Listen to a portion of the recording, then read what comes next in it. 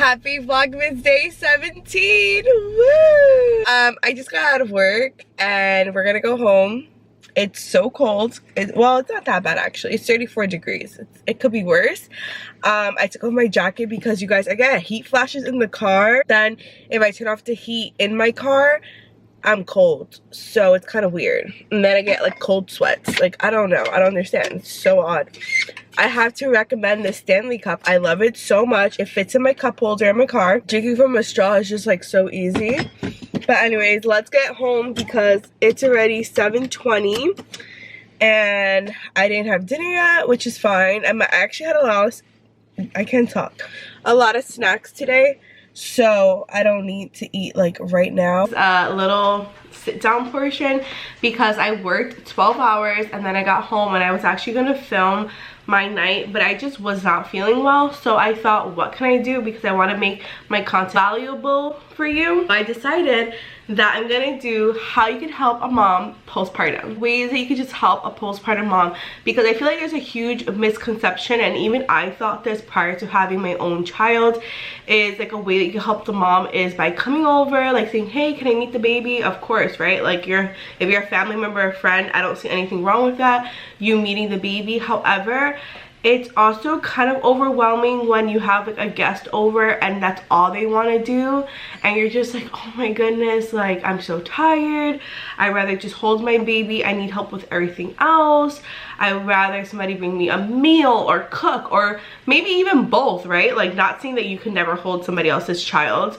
that is up to the mom and the dad, however, or the parents, the mom of the mom, the dad and the dad, whoever they are. However, like, I don't know, there's like an emotional thing for the mom, at least in my case. So for these examples, I'm speaking from personal experience of what helped me postpartum versus what people thought they were doing that was helping me, and it was not helpful, okay? The number one thing that people thought was helpful but was not helpful for me is they would want to come over and just talk about how the baby's doing and just want to hold my son and never like ask me, how are you doing, or like what's going on, do you need help with anything, or things like that. It kind of makes you feel like you were like this incubator for the baby and now you don't matter. And I know there's like an adjustment period, right? Because people are so excited to meet your child. However, don't forget about the mom, even the dad too, because if the dad or the parent, the other parent, is a very involved person, they're going through some changes as well. Not hormonal like the mother, but they're still going through some changes. So check up on the parents. I really recommend that, even if you cannot visit them in person yet. Like, say they're like, no, I don't want nobody to visit the baby for like 2 weeks or for a month, I would say still make time to check up on the parents. That's like a major thing that I like, it just warmed my heart when people say like, of course, how my baby is doing, but also like, how are you adjusting, do you need help with anything, or how can I help you?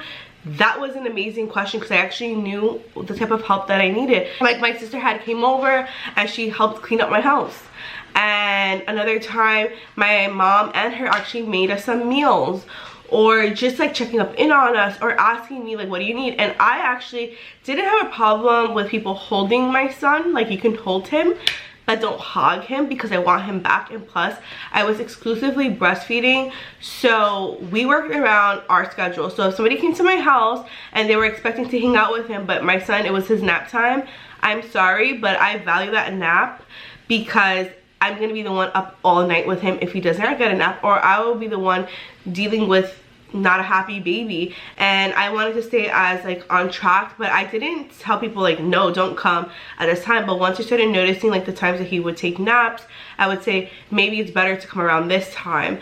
And I do not come to a postpartum mom's house unannounced, okay? Don't do it. It's not a vibe. It's not good unless she's the type of person who literally doesn't care. And if you don't know if they're that type of person, then don't do it, because that is so stressful, because your house probably is not up to par of how you usually have it. Also, you may not be ready. You may be having like milk all over, or you may just not have showered yet or gotten yourself together, or the baby, or you guys may be just lounging in your room and somebody comes knocks on your door and you're just like, number one, I would say check up on the mom and the baby. Check up on the parents and the baby, not just the baby, okay? because then it just gives off like this weird vibe. Honestly, speaking from personal experience, I don't know, maybe I read like too into it, but honestly I feel like a lot of people just wanted to see my son and didn't really care for me or his dad. It was just kind of weird, right? Like, we're your parents, we brought you here, you know? I don't know. Another thing is, ask the mom or the parents how you can help them, and if they can't come up with things, I'm gonna give you suggestions of ways that you can. But ask them, because most times, like after, I want to say like the first or 2 weeks, you start realizing where you need help, because the first few days you're literally like probably in survival mode, you're sleep deprived, you're like in and out, everything's a blur. But after those first 2 weeks, you really start to see, okay, I'm lacking here, I need help with this. It would be great if I had somebody to come over to help me with this. Or maybe that specific mom wants to go out, she doesn't want to stay home, so that could be another option. Number 3, home cooked meals, or even just saying, hey, like, what do you want for dinner, or do you want me to send over this for dinner, or can I send you a Uber gift card, Uber Eats gift card, or Grubhub gift card, or can I like make you food? Like, what type of food do you want? Would you like this, X, Y, and Z? Because sometimes you get, like, I felt like in the beginning I had to make so many decisions. I didn't want to think about what I would eat. I didn't care. I was just like, just give me nutrients so I could feed my baby, or give me nutrients so I feel good. But I didn't care about what I was actually eating. So maybe don't give too many options, because that might be a little bit overwhelming as well. Another thing is, don't ask like thousands of questions either, but ask questions. Check up on them. Like, check up on your postpartum friends. And you guys, I would say postpartum is like up to 6 months to a year, but the first 3 months are so crucial, and that is just like very, very, very, very life-changing. So definitely check up on them. And say you do set up a date to like come over or whatever, once you're there, ask them, what do you need help with? Do you need help with laundry? Do you need help cleaning your bathroom? Do you need help cleaning your house? Would you like me to pay for cleaners to come over to your house? Like, say if you personally don't want to clean, but you want to help them in that way, that could be another option as well. And that's like so helpful. Or if they have a pet, do you want me to like walk your pet? Does your pet need anything? Do you want me to take your dog to the vet? X, Y, and Z. Just taking the load off, because most times they don't need help caring for their child, they need help with everything else going on in their life. At least for me, that's what. And I spoke with other postpartum moms, and they pretty much said the same thing. It's not so much taking care of your baby. Yeah, you're tired, but you know how to, like, you're getting the hang of it. It's everything else is kind of hard to balance. Or you could even say, do you want to go grocery shopping? Do you just want to hang out?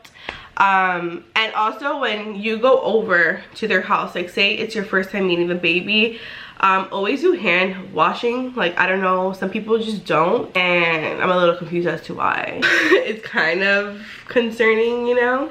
Don't overstay your welcome, okay?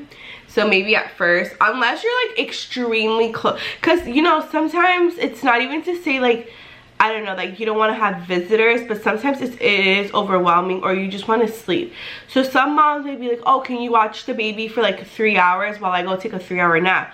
Or they might want to take that 3-hour nap with their child, or a 1-hour nap, however long their kid sleeps, or if they even want to go sleep or whatever.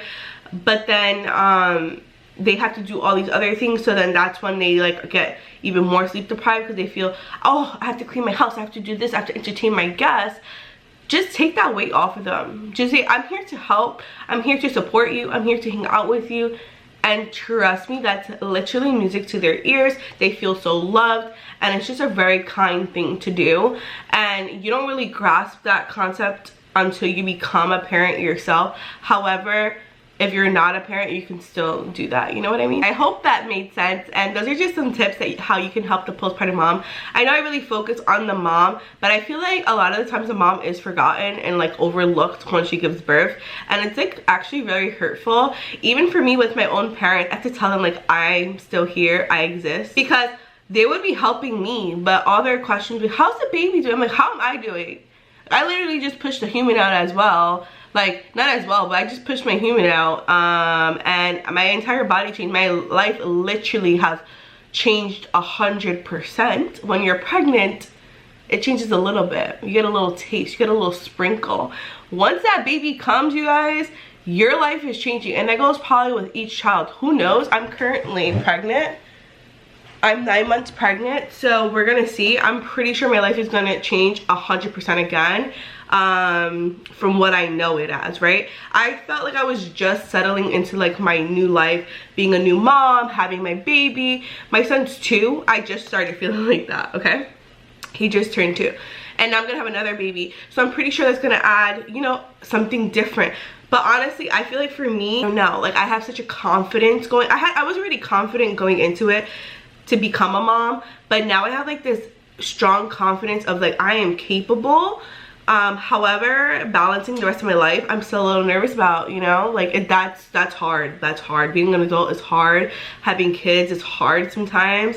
And yeah, so I hope that helped you guys. Thank you guys so much for watching. Subscribe, comment, and like, and happy Vlogmas Day 17.